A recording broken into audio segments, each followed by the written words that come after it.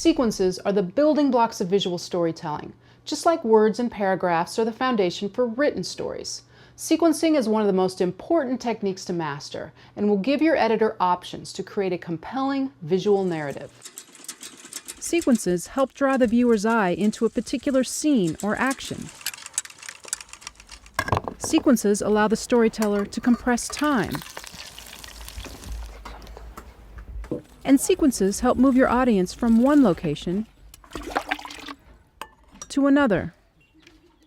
Today I'm going to give you some tips on how to shoot successful sequences, and then we're going to go into a little bit more detail on why they're such an important part of visual storytelling.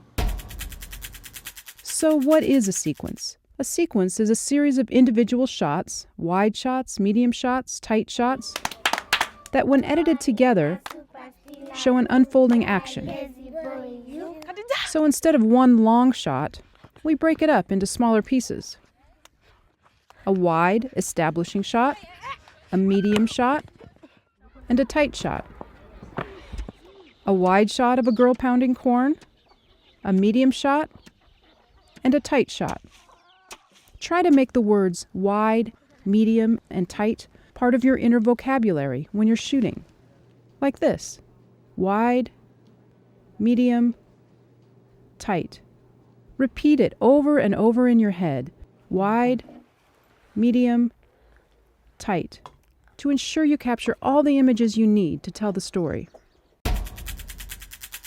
Tight shots, tight shots, tight shots. I can't emphasize them enough.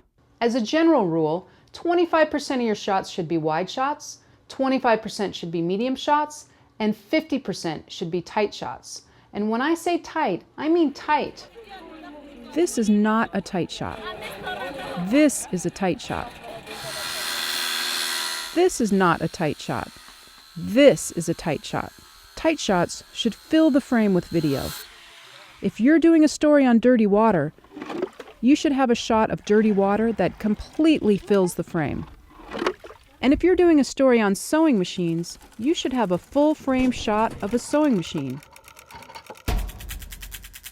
When shooting a sequence of repetitive action, make sure to hold your shot long enough to capture the entire action on each wide shot, each medium shot, and each tight shot. This gives you ultimate flexibility when you edit. For instance, if I'm shooting someone washing dishes, I want to get the full action of her picking up the dish, washing it, and putting it on the counter. I need that full action on the wide shot, the medium shot,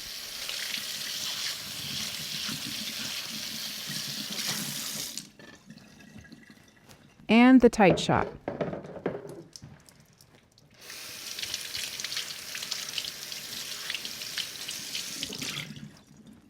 Then, when I edit the sequence, I choose the edit points. The video doesn't dictate them.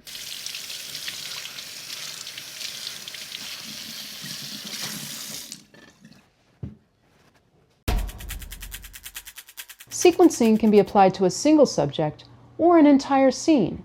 When I walk into a scene, I often look at the wide shot as a big picture, and then I ask myself, what are the smaller pictures inside that big picture? I can't say that. Here's an example. I'm profiling a girl in Kenya. Her name is Waregia, and I need to shoot video of her in school.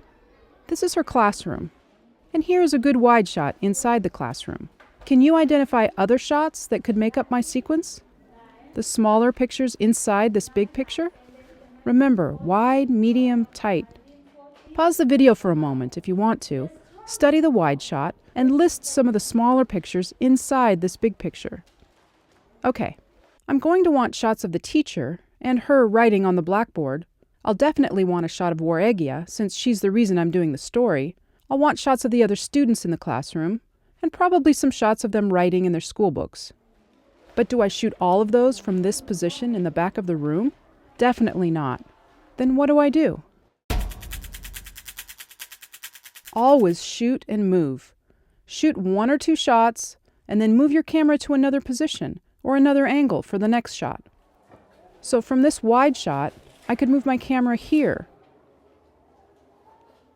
or here, or even here, outside the window, and shoot a number of shots from different angles to make up my sequence. And then I can break it down even further. Here's a nice medium shot of Waregia, but can you see other potential pictures inside this picture? How about a tighter shot of her face? Or a nice tight shot of her writing? So another thing to repeat silently to yourself: shoot and move, shoot and move. Always remember, for every action, there is a reaction. And it ended in which year? The teacher is asking the students a question. That's an action. So what is the reaction? The students raising their hands to answer the question. The teacher is writing on the chalkboard.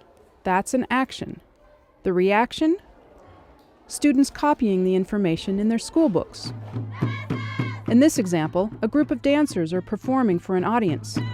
I'll shoot the action, the dancers, but then need to turn around and get the reaction.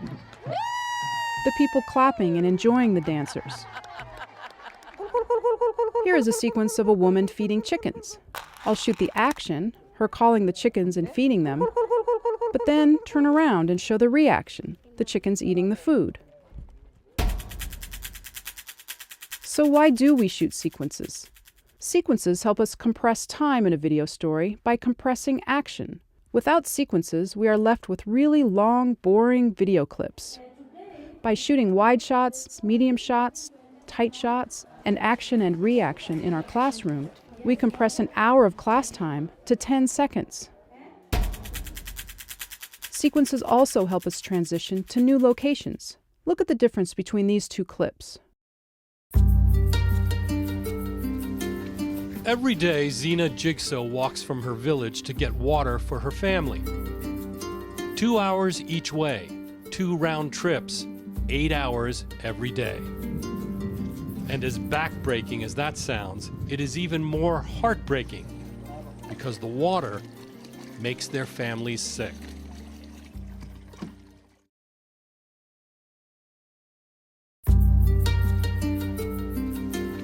Every day, Zena Jigsaw walks from her village to get water for her family. 2 hours each way, 2 round trips, 8 hours every day.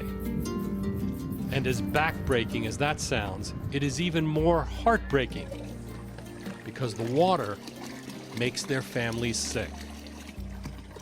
Can you see the difference? In clip number 1, there are no sequences. We are left with really long video clips and no way to transition to her at the stream.